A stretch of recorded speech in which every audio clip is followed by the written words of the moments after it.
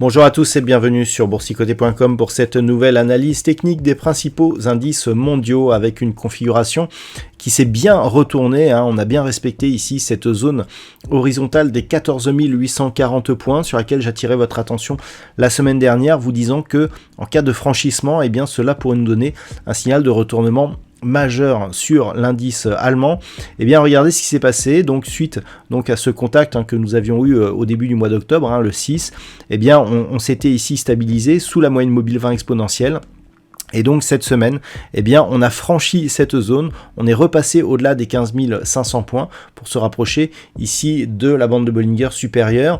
Donc clairement, on n'a pas encore un signal de retournement, mais celui-ci semble se confirmer et il serait totalement effectif en cas de cassure ici de la zone des 15 800 points. On est malgré tout bien resté ici au-delà de la moyenne mobile 20 exponentielle, donc il semblerait que ce changement de tendance soit en cours et en cas de franchissement de cette zone des 15 800 points, eh bien, on pourrait revenir à l'attaque ici des plus hauts historiques du DAX, donc légèrement au-delà des 16 000 points d'une manière assez rapide.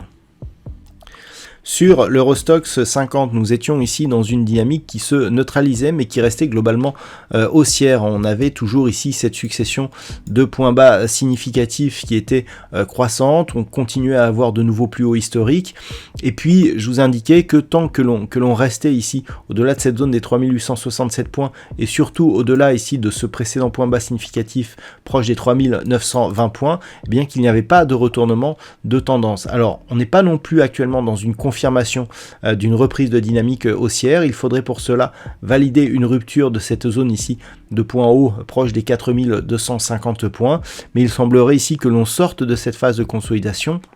Rupture en force ici de la moyenne mobile 20 exponentielle, on se rapproche de la bande de Bollinger supérieure, les indicateurs sont plutôt favorables, donc à confirmer la semaine prochaine une rupture de cette zone ici intermédiaire des 4210 points pour éventuellement revenir sur les plus hauts annuels de l'Eurostoxx 50 du début du mois de septembre à 4250 points. Sur le S&P 500, là aussi nous avons un retournement de tendance puisque suite donc à la diffusion des premiers résultats et notamment des bancaires américaines, eh bien on a une forte hausse qui s'est déclarée, qui est en train d'inverser la tendance. Donc on le constate très simplement sur ce graphe. On avait ici donc une dynamique fortement haussière qui se retournait ici sur cette impulsion baissière qui a cassé un précédent point bas significatif ici, et puis on est venu ici sous la moyenne mobile 20 exponentielle, eh bien qui agissait comme résistance. Donc on était clairement ici dans une phase de consolidation, on a eu un nouveau plus bas significatif, retour sous la moyenne mobile 20 exponentielle qui continuait à agir comme résistance, sauf que depuis, eh bien, on a cassé cette moyenne mobile, on reste au-dessus de cette zone ici des 4380 points, et on est quasiment là aussi au contact avec cette bande de Bollinger supérieure. C'est peut-être en cours d'ailleurs, puisque au moment où je fais cette analyse, le S&P 500 est encore en train de côté. Donc on pourrait avoir ici une reprise de la dynamique à la hausse. Il faudrait toutefois valider un retour et une cassure ici de cette zone des 4540 points, et bien pour valider une poursuite, enfin tout du moins une reprise de la dynamique haussière après cette petite phase de consolidation, et la tendance bien restera telle qu'elle tant que l'on sera au-dessus des 4380 points. Sur le Nasdaq, la configuration est un peu moins flagrante, c'est-à-dire on est un peu moins haussier et donc euphorique que sur le S&P 500. Alors il faut dire aussi que la hausse du S&P a surtout été alimentée par les bancaires américaines qui ont diffusé leurs résultats donc de leur troisième trimestre, et que les valeurs du Nasdaq ont un peu moins profité de ces bonnes nouvelles. Ceci dit, on a eu des chiffres macroéconomiques qui sont assez encourageants pour tout le monde, et on a une configuration technique qui au final est assez intéressante. On a ici ce mouvement ici baissier, on a ici un gap à la hausse, ici cette petite phase de consolidation, et un gap encore une fois à la hausse pour sortir de cette petite phase de consolidation. Alors si les cours étaient venus ici par le bas, on aurait eu une configuration qui ressemble ressemble peu ou prou à une configuration dite en 3 méthodes, mais là, eh bien, cette configuration, elle se place en tant que rupture. On pourrait presque même dire que ce gap ici est un gap de rupture, sauf qu'il a été repris rapidement. Par contre, celui-ci, le deuxième, là, eh bien, il est assez intéressant puisque justement, il vient confirmer une configuration qui peut nous donner justement un signal de retournement, d'autant plus que cette bougie ici vient s'appuyer sur la moyenne mobile 20 exponentielle.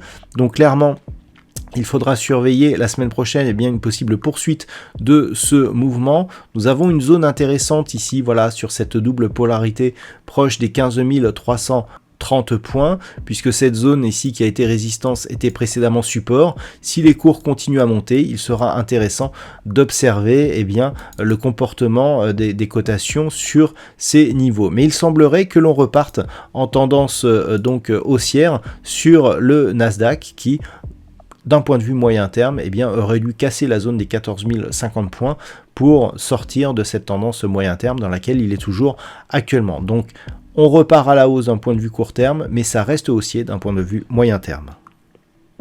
Et puis enfin, on termine avec le Nikkei qui l'a échappé belle. La semaine dernière, je vous indiquais que si on cassait ici cette zone des 27 385 points, eh bien on pouvait avoir ici un signal de retournement majeur sur l'indice japonais qui aurait pu ici prendre une grosse volatilité sur la rupture de cette zone de support, ce qui aurait pu nous donner un mouvement moyen-long terme eh bien, qui aurait fait un peu peur, hein, parce que là, les objectifs étaient relativement bas.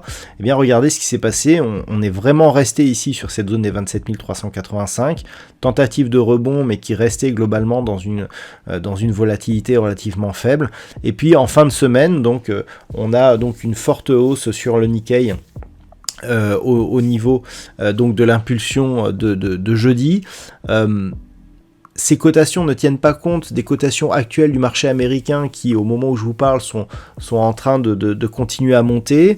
Donc on pourrait bien avoir un gap à l'ouverture dès lundi prochain pour valider ici une reprise du mouvement haussier d'un point de vue court terme, puisque d'un point de vue moyen terme, c'est vraiment au-delà de cette zone ici des 30 485 points, voire même ici un niveau légèrement supérieur à 30 800 points, que l'on pourrait reparler de dynamique haussière, puisque on aurait ici une cassure de ce double point haut qui pourrait nous donner donc une relance de la précédente dynamique haussière, hein, donc qui part, je le rappelle, de ce point bas ici que nous avions constaté en pleine crise du Covid.